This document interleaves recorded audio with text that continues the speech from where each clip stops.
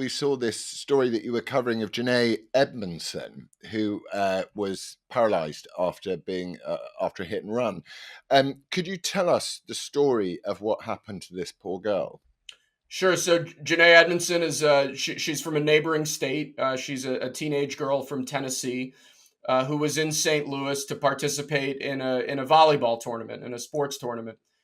She was walking down the street with her parents, and she was hit by a car and pinned against another car, and ended up having to have both of her legs amputated. It's a terrible tragedy. What makes it even more of a tragedy is that it was an entirely preventable tragedy, that the person who was driving the car that created this accident had been arrested for an armed robbery in 2020, in the summer of 2020, had then been allowed out on bail, had violated the conditions of his bail over 80 times, but had never been brought into custody, had never served more than a day in jail, and was still awaiting trial 2.5 years later. If he'd been properly prosecuted, he wouldn't have been on the streets, and this poor girl wouldn't be in the situation that she's in. And what leads us to a position where someone, I assume that the violations are things are as you said in your thread, are about having a tracker applied to you and just completely ignoring it. So if this criminal has broken it, what has led to the fact that this man was out and able to be on the streets? I think we have a lot of prosecutors in America, leftist prosecutors, who don't view their primary responsibility as prosecuting violent criminals. We've had that issue in St. Louis, where it's this soft on crime, defund the police approach, where the general belief is that we're putting too many people in jail. I tend to believe we're putting far too few people in jail and in prison. But it's that attitude and that mentality that's led to a lot of these urban prosecutors' offices under prosecuting crime, and just generally doing a bad job at prosecuting crime. And that's what we see here. And what do the people in these cities think? You know, I was just looking, in St. Louis is fourth in the murder stats in America. What do the residents of these cities think? Do they tolerate this? Are they on side with the progressive agenda, or are they fed up? Yeah, we were first on the murder stats for the better part of a decade. So I guess that shows either an upward trend for us or a downward trend for everybody else, which I think is more likely. Mm. Ordinary people are very fed up. And when I was working as a prosecutor and working with police officers on the street, I never met a crime victim who wanted there to be fewer police officers on their block, who wanted the police to be less aggressive pursuing crime. But you have a very vocal, very active political minority that wields a wildly disproportionate amount of political power in our cities. And they're the ones who are getting people like our local prosecutor elected, and they're the ones who are enabling this sort of disorder. And we saw that one of the things that Trump was so pleased with and proud of was that I think he brought in, what was it, 400 prosecutors or something like that, something in his period. But we've now got these very progressive prosecutors. Is she been around? Is she pre-Trump, or pre-Trump? Is the person pre-Trump or post-Trump? Yeah, our local prosecutor here is elected separately. So she was elected in 2016, actually, at the same election where President Trump was elected. When President Trump was in office, though, there were very different priorities.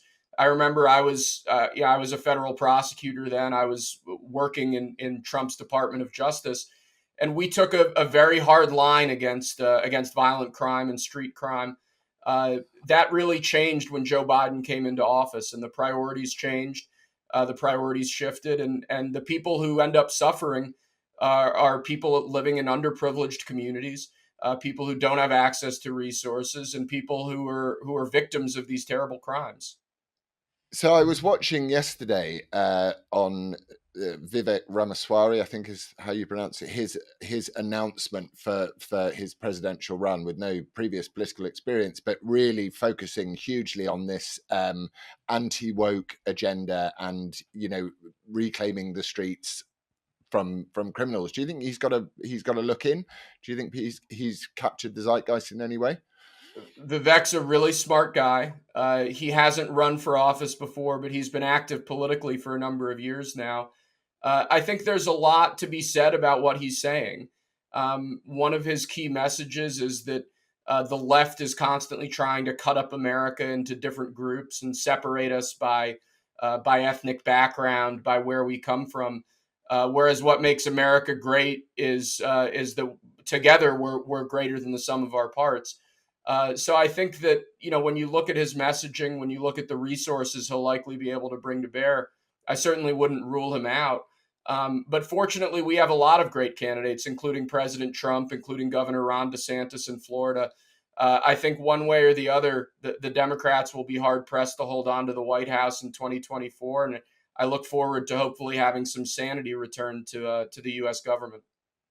Yeah, it does feel insane, and obviously, I've only seen we watch from across the pond, and we're only getting bits and bobs. But I saw the Tyree Nichols murder, essentially, is what it looks like to me.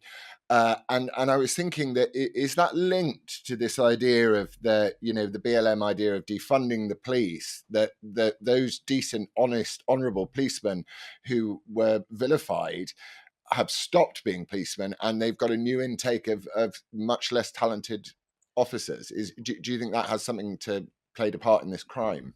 For sure, a lot of Alleged the crime. best police officers I worked with up here in Missouri are leaving the force, because if you're not respected, if you're underpaid, if you're overworked, and if the fruits of your labor, the arrests that you make, aren't being prosecuted, there's just not a reason to stick around. I think what you've seen in cities like Memphis, where the Tyree Nichols incident occurred, is a lowering of standards and recruitment policies that result in the wrong people ending up even in specialized units of these police departments, which was the case in Memphis.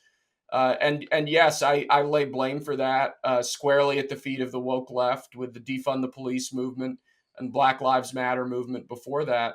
If you villainize police officers, you're going to get more villains in police departments.